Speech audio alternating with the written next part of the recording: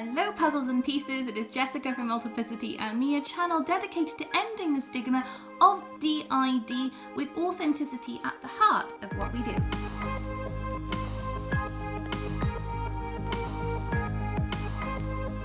I'm going to swear and say the I word. What is the dreaded I word? The I word is integration, of course. Today we're going to talk about integration and fusion, what the differences are and what's so taboo about it. Well, if you understand dissociation, which is the disconnection of parts, you'll want to know more about integration, which is the bringing together of parts. Makes sense, right? If we go back to my orange analogy to sum up the leading theory on structural dissociation, we are all oranges with segments of the self that come together slowly over time when we grow up. When we're born, these pieces of ourselves are separate, but as we grow older, pieces of our personality integrate and finally fuse to make the people that we are today. However, for those with DID, the process of this is interrupted and the segments of the self remain separated. We learn to live life as a peeled, parted orange. I'm actually wearing orange today. That kind of suits. That was good thinking. Our quote-unquote multiple personalities is a failure to integrate from this young age. We are all parts of one whole, even if we don't feel that way. And that was a very difficult message for all of us to initially kind of absorb. Integration is the process of bringing these parts closer together and bringing down the dissociative barriers that separates us. Just by communicating and learning about our parts, that is considered integration because it is bringing down these walls and building parts closer together. So a lot of people in the DID community may say something like, oh, I don't want to integrate.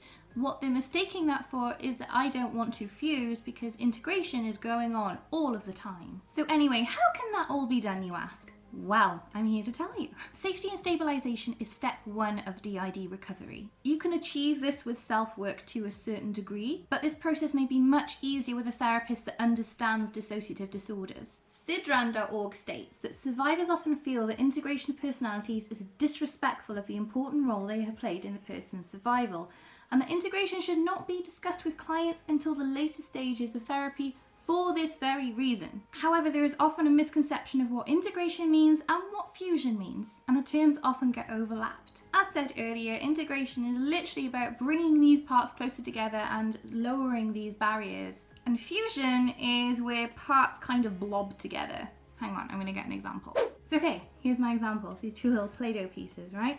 So these are alters, parts, right? Integration is literally bringing these parts closer, so they can maybe co-front, they can be co-conscious, they can do a lot of good stuff together. And fusion is where parts mush together, like this. They are essentially now a bigger part of the overall whole.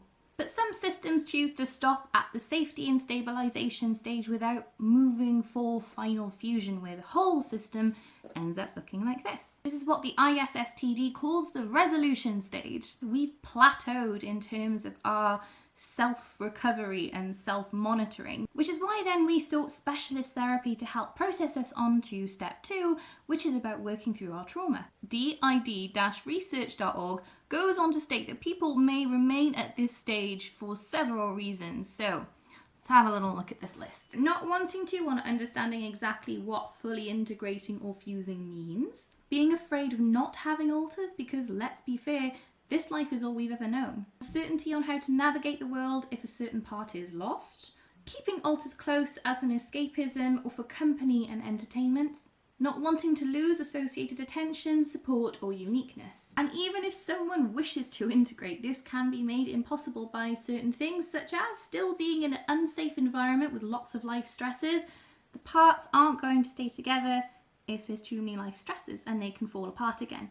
Cannot bring themselves to fully accept their trauma history, can't access or afford treatment from specialised professionals, which I think is such a common issue, or whereby comorbid conditions override and interfere more so than the DID. And did you know, after all of that, some therapists even question whether or not once somebody is fully integrated, if it truly is like a fully integrated person. And even some therapists who push their client to integrate, which is a big no-no, can I add. Permanent integration cannot be forced if parts are not ready, and it may do a lot more harm than good to recovery. Parts need to integrate at a pace that feels right to them. If you can imagine raindrops running down on a window pane, that gives you an idea of what fusion entails. Neither parts are gone or new, but they are now a larger part of the overall self. This newly made part may be made up of several others in the system, or several little bits of others in the system, or just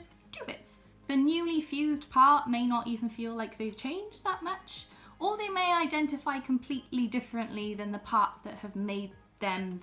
Either way, alters do not die, although some people in the system may feel a mourning period if those alters weren't ready for those alters to integrate or to fuse.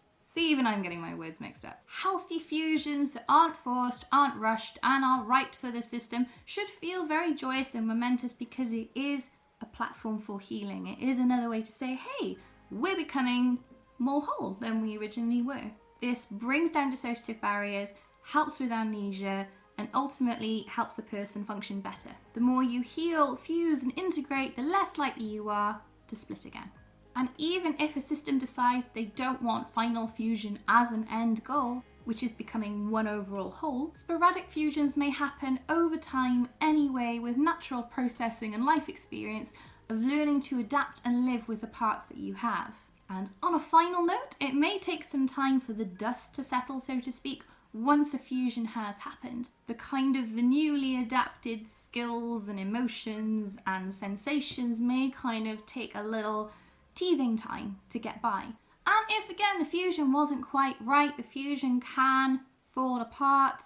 Again, may even end up something like this. So we take away different parts of the self again. Kind of in different ways, and again may take some time to be put back together again. Parts may fall apart and separate again under stress. Newly fused parts may take some time to stabilize, and that is 100% a-okay, because it's all on the process of recovery. Personally, for us, we're not looking at that bigger picture of whether or not we're going to finally fuse. For us, it is one day at a time. We want to recover from the PTSD aspects to stop having those horrible side effects that do come obviously with having DID due to the past trauma that we've faced. Healthy multiplicity is also a choice, which is essentially living as multiple but without any trauma or PTSD issues cropping up. So you've gone through all that trauma therapy and you end up on the other side as multiple but without anything sort of kind of lingering and unprocessed in your past.